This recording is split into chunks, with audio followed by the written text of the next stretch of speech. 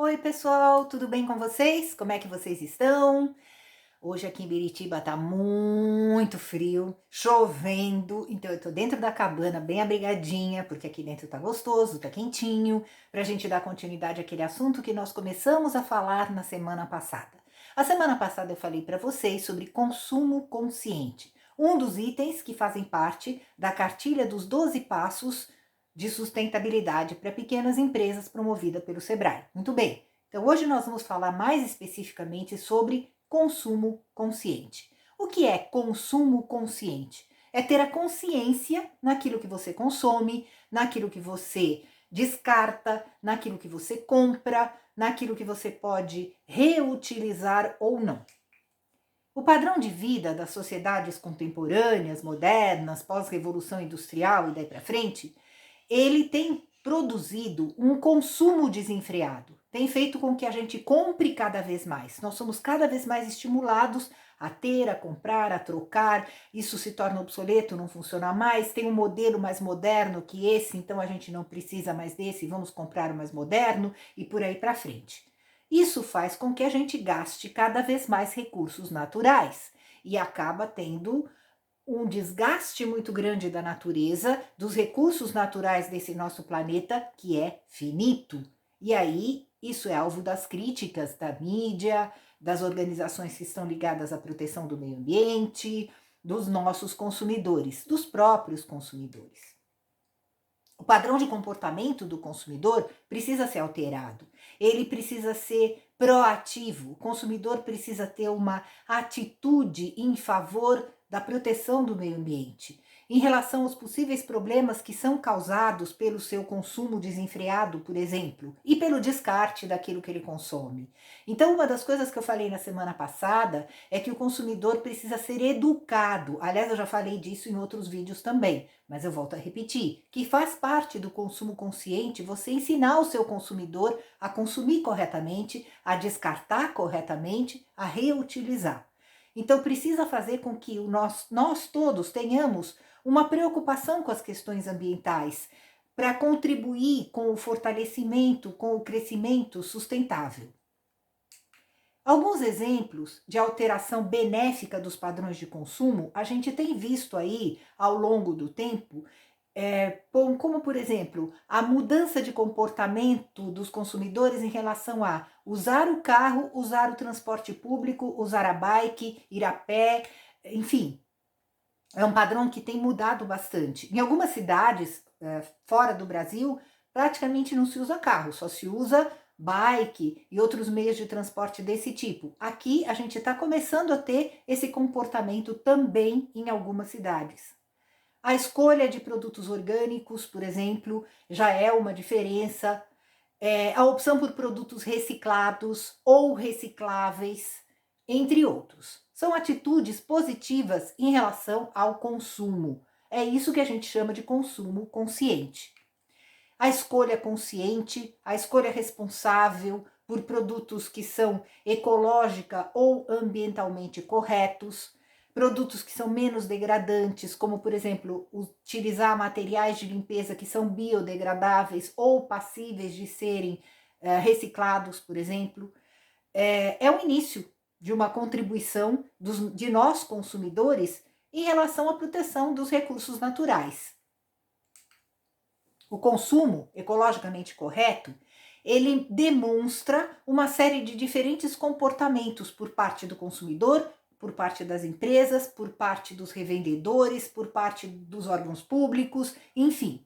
E ele é refletido nos nossos atos de escolha, de compra e de consumo. Então a gente viu que muitas propagandas enganosas a respeito de produtos que são biodegradáveis, mas não são, fizeram com que os consumidores deixassem de comprar esses produtos. Então a gente acaba tendo sim uma atitude positiva em favor daquelas empresas que fazem realmente produtos corretamente ou ambientalmente corretos.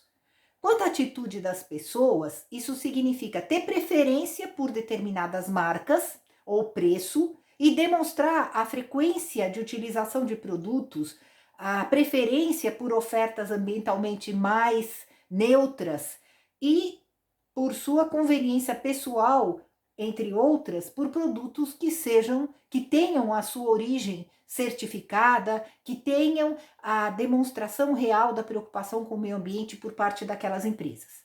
Esses são aspectos complexos que podem ser difíceis de ser identificados, mas que são fundamentais para que as instituições tenham interesse no desenvolvimento de produtos com esse tipo de características, já que eles podem contribuir para o aumento da oferta de produtos que são ecologicamente corretos. No marketing tradicional, a gente tem, quando a gente cria um produto, a gente pensa em criar, produzir, distribuir e vender. Ponto. Esse é o marketing tradicional. Mas nós já estamos no marketing 5.0, né? Então a gente já mudou bastante a história do marketing desde o início, lá quando o McCarthy criou os famosos 4Ps. No marketing verde, marketing ecológico, marketing ambiental, enfim, tem vários nomes para o mesmo significado, vamos chamar de marketing verde, a gente precisa ir além. Então, antes de produzir, verificar qual é o dano que esse produto pode realmente causar ao meio ambiente. Quando a gente projeta a produção, verificar como esse produto pode ser produzido reciclando, reaproveitando, remanufaturando a matéria-prima. Quando a gente distribui os produtos, pensar em como esse produto pode ser levado para nós consumidores, economizando tempo, combustível, locais de entrega. Magazine Luiza tem feito isso de uma maneira bastante interessante, né? Você compra pela internet e você pode retirar o produto na loja mais próxima de você ou no parceiro da Magazine mais próximo de você, já que muitas cidades do Brasil não tem Magazine Luiza, mas tem parceiros Magazine Luiza. E ao vender os produtos, pensar em como o consumidor e o que o consumidor vai fazer com o produto depois de utilizar esse produto. E aí sim, ensinar o consumidor a fazer o descarte correto desses produtos. Então a gente tem exemplos de produtos que a própria marca ensina como você fazer a reciclagem deles, como você dispensar o produto depois que você usa, ou em alguns casos, você utilizar embalagens reaproveitáveis, né? No caso, como por exemplo a Coca-Cola retornável, os refis de produtos de marcas como Boticário, Natura, entre outros. Nesse ponto surge o marketing reverso ou a distribuição reversa, porque, beleza, então eu ensino o consumidor que ele vai utilizar o produto, que ele vai descartar o produto corretamente, mas depois o lojista se vira com aquela embalagem. O que acontece? Não, as empresas têm que fazer aquilo que a gente chama de distribuição reversa, ou seja, elas vão lá buscar a embalagem que pode ser reutilizada, a embalagem usada, e elas então vão ter o papel de reciclar essa embalagem e reutilizar essa embalagem. É isso que a gente chama de distribuição reversa, ou seja, eu entrego o produto e eu busco a embalagem vazia depois. E a gente vê muitas empresas que já estão utilizando essa estratégia, seja na venda de refis, na recolta das embalagens depois do uso, entre outros. Para a existência de produtos verdes, produtos ecologicamente corretos, são necessários 3 premissas básicas, que são, primeiro, a preocupação dos consumidores com as questões ambientais. Então, o que é que o seu consumidor tem como preocupação quando se fala de meio ambiente? É ali que eu vou pensar em como eu vou introduzir um produto ou um serviço que vai atender a esta necessidade. E, caso necessário, a predisposição desses consumidores em pagar um preço um pouco mais elevado por produtos ecologicamente corretos. Eu disse um pouco mais elevado, vejam bem. Isso não pode ser uma desculpa para você cobrar mais caro, só se realmente você precisar introduzir esse aumento de preço, porque não tem outra forma de você produzir isso sem repassar para o consumidor um pouquinho desse aumento de custo de consumo que você está tendo. A gente tem que ver que produtos verdes, eles têm que ter basicamente o mesmo preço de produtos que não são biodegradáveis, para justificar para o consumidor dizer, olha, tudo bem, eu não estou pagando mais caro, eu não estou comprando mais barato, porque mesmo aquele produto danificando o meio ambiente, mas ele dói no meu bolso se eu pagar mais caro. Não, não vai doer. Não pode doer, não deve doer. Então, a gente tem que passar para o consumidor essa ideia, mas também mostrar para o consumidor que se ele pagar um pouco mais caro, ele vai estar favorecendo a preservação do meio ambiente, por exemplo, dos recursos naturais, entre outros. E mostrar para o consumidor que ele deve ter sim essa predisposição para ter esse pequeno aumento se for o caso. Mas veja bem, tem que ser bem pequeno mesmo. 2. O marketing verde, ele tem que ser uma questão prioritária para a organização. Então, a gestão sustentável ambientalmente tem que ser uma questão prioritária para a organização. E isso tem que ser definido pela alta gerência. Não adianta nada o chão de fábrica pensar desse jeito e a alta gerência pensar exatamente o contrário, porque essa predisposição, esse ensino para o ambientalmente correto, ele tem que ser de cima para baixo para que todos dentro da organização percebam a importância, percebam a preocupação da alta gestão com essa questão. Isso tem que ser uma missão. E 3, a possibilidade de efeitos positivos sobre a rentabilidade da empresa. Então, quando a empresa percebe que ela tem mais lucro sendo ambientalmente correta, ou pelo menos menos prejuízo, que também significa mais lucro, ela se torna mais interessada nesse assunto.